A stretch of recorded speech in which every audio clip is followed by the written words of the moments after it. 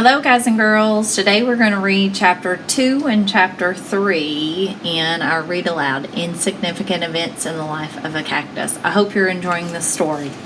Chapter 2. The day Dad told me he wanted to apply for a job as a theme park manager in Arizona, I thought it was quite possible aliens had taken over his brain. Either aliens or the government. I knew from my great-grandma the government was capable of dreadful things. She was always saying stuff like, "If the public only knew what the government was up to, there'd be a revolution," and pumping her spotted, wrinkled fists in the air. I wasn't completely sure why an 86-year-old woman who lived in a trailer in Kansas was the only person privy to this top-secret information, but she clearly was. So I wouldn't put it past the government to insert some kind of mind control chip into Dad's brain and force him to run a crumbling theme park in the desert. My parents discussed it with me one night over dinner of buttered noodles, my favorite meal, just to butter me up. So I got an email from this guy by the name of Joe Kavanaugh, Dad said over his noodles. He owns a place called Stagecoach Pass. "What's that?" I asked, slurping up the noodle. "It's a Western theme amusement park in Arizona. I guess he found my resume on one of the job sites where I posted it. Anyway, he invited me to apply for the position of general manager at the park." "He must have been impressed with your resume. Big-time restaurant manager," said Mom.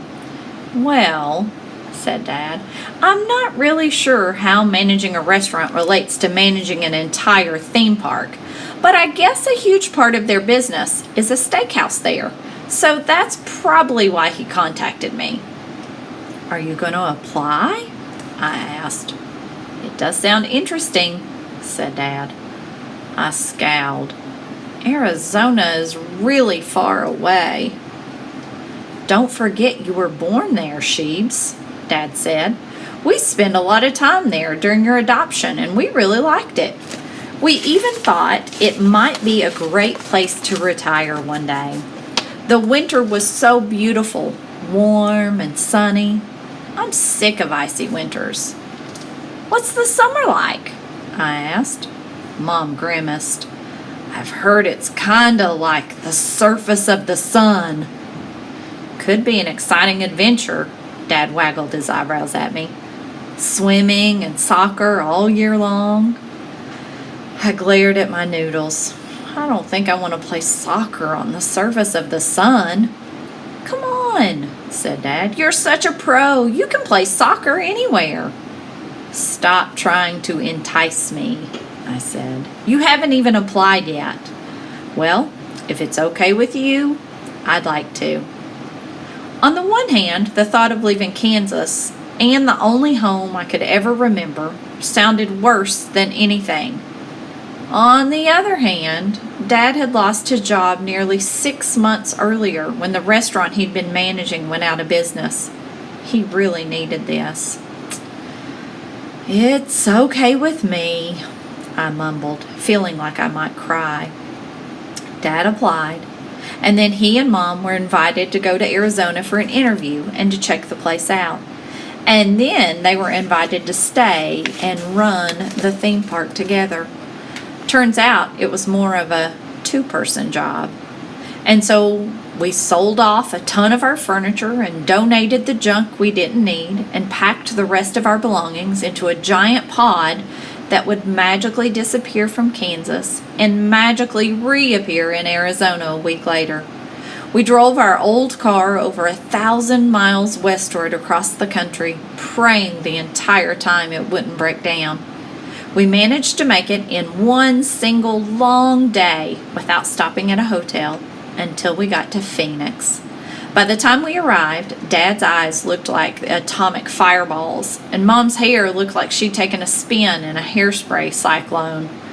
Early the next morning, we drove by the giant covered wagon with Stagecoach Pass printed on it in large brown block letters, and I saw the park for the first time. Then I knew for sure the government and mind control chips were involved. Chapter 3. We parked in the large dirt parking lot and got out of the car. I squinted from the bright, hot sun. Had the sun been this bright in Kansas? I didn't think so. I looked around. I'd never seen so much brown before. Not a patch of grass anywhere. Did grass even exist in Arizona? Again, I didn't think so. We walked over the compacted dirt toward the entrance, which wasn't closed up, even though the park wasn't open yet. I guess they weren't too worried about people sneaking in. A lizard skidded across the dirt in front of me, and I jumped back. The dirt never ended. There were no sidewalks or grass or paved anything at Stagecoach Pass. Just dirt and old wooden buildings with old wooden steps and old wooden porches that looked like they might collapse at any time. "Good morning," a cheerful gray mustached man greeted us from one of the porches. He wore a cowboy hat and held a mug of something creamy. "Coffee? In this heat?" "Good morning," Mom and Dad said at the same time. "Nice to see you again, Gary," said Mom. I looked at her. "He's the one that interviewed us," she whispered to me. "He's the accountant for the park." Gary walked down the steps. "And this must be Avon." "Our one and only," Dad said, squeezing his arm around me. I gave Gary a polite smile. He seemed nice enough, even though his gray mustache was awfully pointy. "Well," Gary said, tossing his coffee in the dirt, where it dried in about 2 seconds, "I bet you're tired after your long trip. I'll take you up to your apartment." As we trudged toward our new living quarters, which were apparently located right over the steakhouse, Dad asked, "So when do we get to meet Joe Kavanaugh?" "Oh, no one ever meets Joe," said Gary. "Not around here much." "That's strange," said Mom. "A business owner who doesn't visit his own business?" Gary smiled and tilted his hat at her. "That's why Joe needs good managers, ma'am." Mom and Dad had described the apartment as cozy but humble little place. They weren't kidding about the cozy, or the humble, or the little. Gary and a few other men from the park, all dressed by cowboys, carried our stuff up from the car. After Mom and I finished putting away my suitcase of bare necessities, she said to me, "Why don't you go out and explore, honey?" "What's there to explore?" "Tons of stuff," she said. "There's a gold mine and a gift shop, a museum and a soda shop. You could get yourself an ice cream." She looked at her watch. "Won't be open for half an hour, though." So I went out and explored. For about 5 minutes. The heat got more and more intense with every second until I was forced into the air-conditioned museum. The museum was actually more like a room. Just one room with picture-covered walls and a few artifacts in glass cases.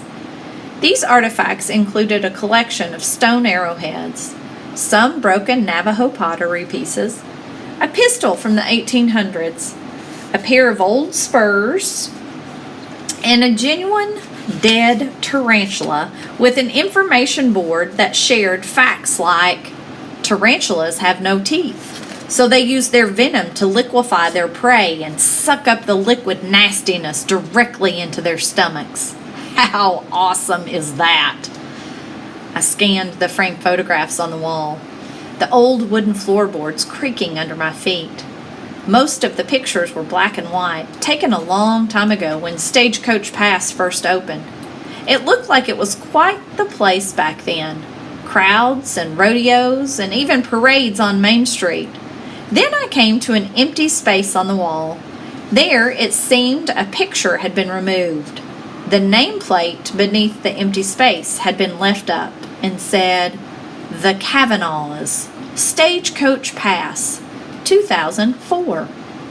I looked around at the rest of the photos and each of their nameplates, but I couldn't find any more of the Kavanaughs. I thought about what Gary had said. No one ever meets Joe. And I wondered why. "There There you are, Dad said from behind me. I've been looking for you. I turned around. Just getting some cool air. Don't worry, Dad wiped the sweat from his forehead. It'll cool down soon. Guess what? What? The rodeo arena is all closed down, so I thought we could set up soccer goals out there and practice. That sounds great. You want to go kick the ball around now? Isn't it too hot? Never. Plus, we can keep cool with an ice cream.